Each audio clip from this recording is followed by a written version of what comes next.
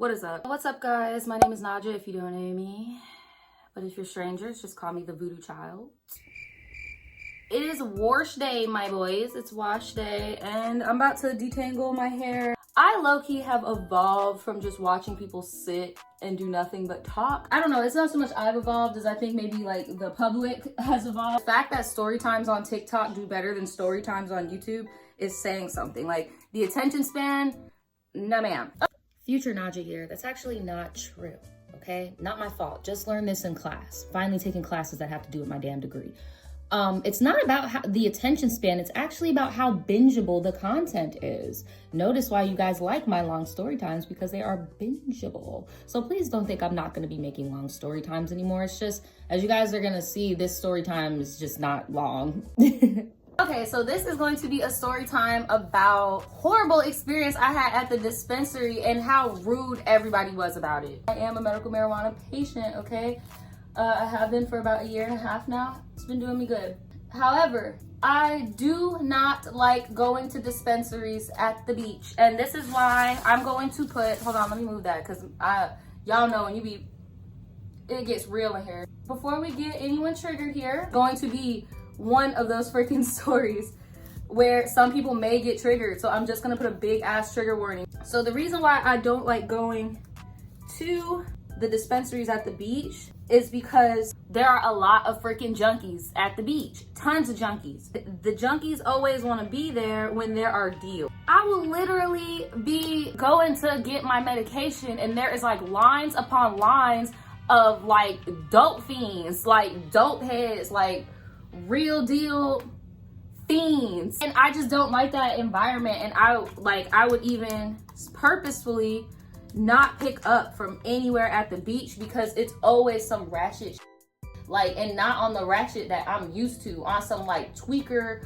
white people ratchet, bro. Like, I don't know any other way to describe that, because that's pretty much what it is. Like yee, come on, I'm scared. You got you a little weed card and now you up here tweaking. You probably selling the tree to get you what you really want. Like, that crazy. So bad that they have a security guard at the majority of the beach locations that have these little deals. These junkies in public be killing me. And I know a lot of y'all are gonna be like, Naja, that's so insensitive towards the addiction community, blah, blah. When you come back after having rehabilitated, then I'll call you a recovering addict. I used to do drugs, so I'm not trying to, shame people that do drugs. But what we're not about to do is sit here and act like we don't have a opioid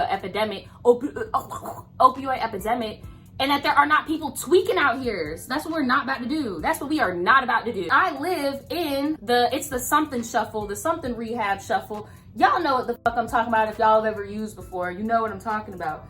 Straight tweakers. I noticed I went on their website and they actually had a deal for Wednesday instead of Thursday. So I was like, yes, perfect. Ew, hair juice. Nobody's gonna be there. It's gonna be a weekday. Everybody's gonna be at work. It's gonna be perfect. All the fucking junkies ain't gonna be there because the junkies are just gonna assume that Thursdays are the days, for the deals. So it's gonna be great. So I go there, I check in on my phone, and I see that there's only 4 people ahead of me. I'm like, great. I get the text message that, there isn't a lot of people in the lobby and I can go in, C-19 restrictions, all that jazz, right? There are people in there with me. There are some people standing on the wall, nothing biggie. And then this man comes in, child. But yeah, I got my green screen right here. I'm gonna show y'all what they look like in there. At first, it wasn't noticeable. I will say though, he was a big dude. So it's not like he quietly came in here without getting no one's attention. That's not what I'm saying at all. What I'm saying is, he came in and nobody really thought anything of it, right? Just because of his size, it made him noticeable. But also, bro had green hair. So we're in the waiting room and he's texting all his stuff and then walks to the wall, and then all of us collectively go like this behind our mask. Y'all, this man smelled so bad that it went through my mask. And like when you taste something and it goes through your system. It was literally like the scene from Spirited Away with the stink spirit. Cause it's like everybody just smelt it at once and didn't want to be rude, but it was so bad. Like, I really can't explain it to y'all other than it smelled like piss. And honestly, I've come in contact with some people that have like certain disorders or imbalances that make them smell bad, and it's usually like a fishy smell. This was not a fishy smell. Like, I've been, before y'all think that that's the part I'm being insensitive about, no, that's not it. I was just going in on them damn junkies. But no, I'm very much aware that there are some people out there that do have conditions where they do have like a natural odor, no matter how hard they scrub, no matter how hard, you get what I'm saying. But something I also know, and don't get it twisted, I've only met 2 people with this condition, and one of which I met in like childhood. Usually those people also smell like soap. It's like a mixture of soap and something bad. But no, he didn't smell like he was trying to mask anything with soap. It didn't smell like a fishy or body odor scent. It smelled like straight piss, like urine, like, it was just sour. It reminded me of that sound effect, like just sour, like. It smells sour, like funky. Just bad. It was just bad. As a human being, there's only so far you could deny your senses. And there's only so far you could be polite. Remember how I told you there were people standing on the walls? There was this lady standing on the wall, which, mind you, all of them dudes in there ain't shit. Why was this woman standing on the wall? Like, I get it, you know, societal norms, gender norms don't matter, whatever, but you a grown-ass fucking man. Get up. This girl done fucking ran outside the door and threw up.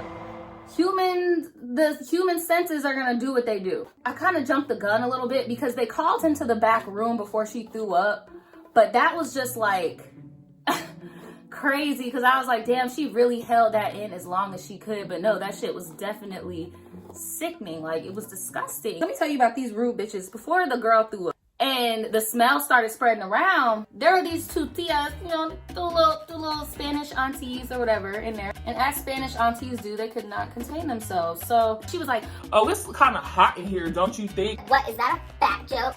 I'm like, it ain't got nothing to do with this man being fat. This dude just stank. He just stank. Like, he don't even smell like a stank fat dude. Like, he don't even smell like BO or nothing. He just smell like piss. Like, he just been sitting in piss. He gets called to the back. The girl does the whole thing that I just showed you.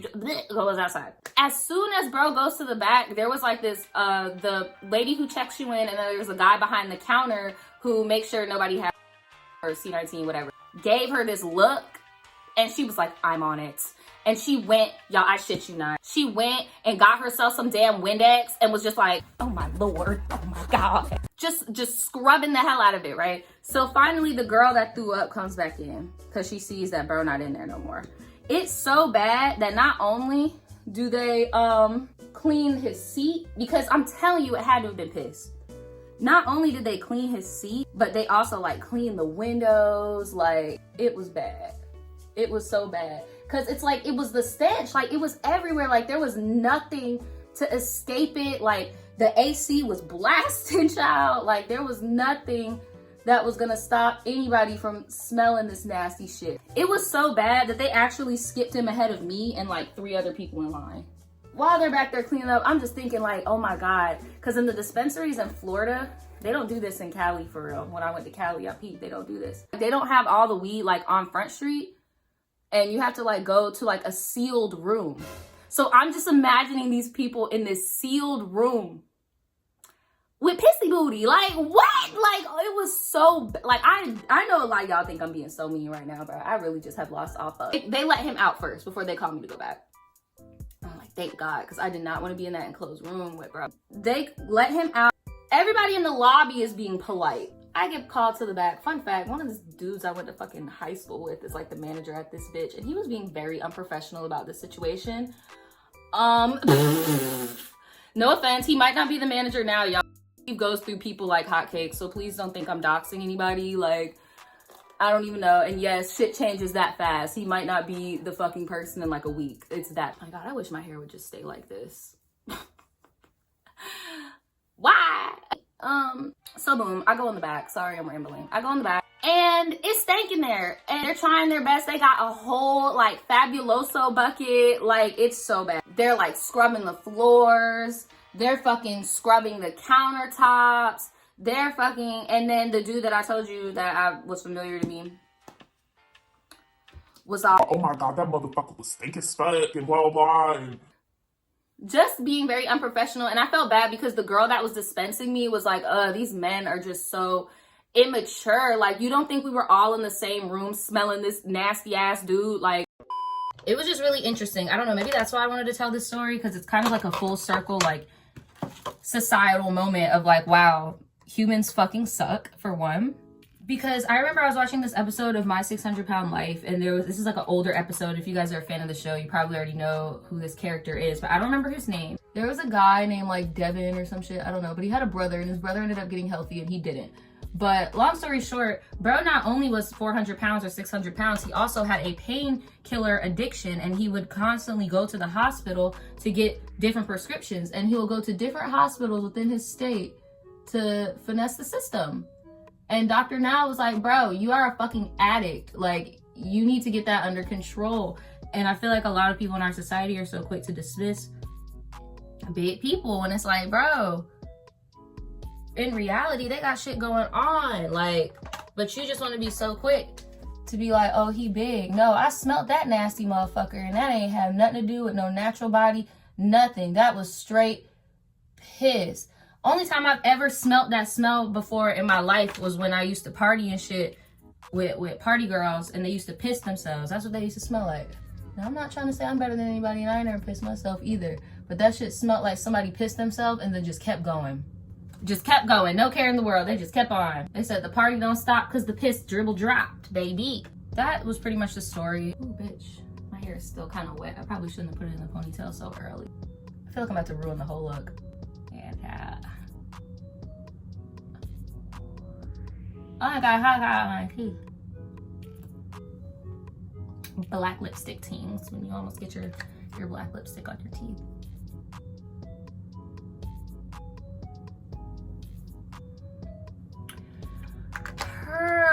Period. Okay, hold on. I just want to put like a little bit of this.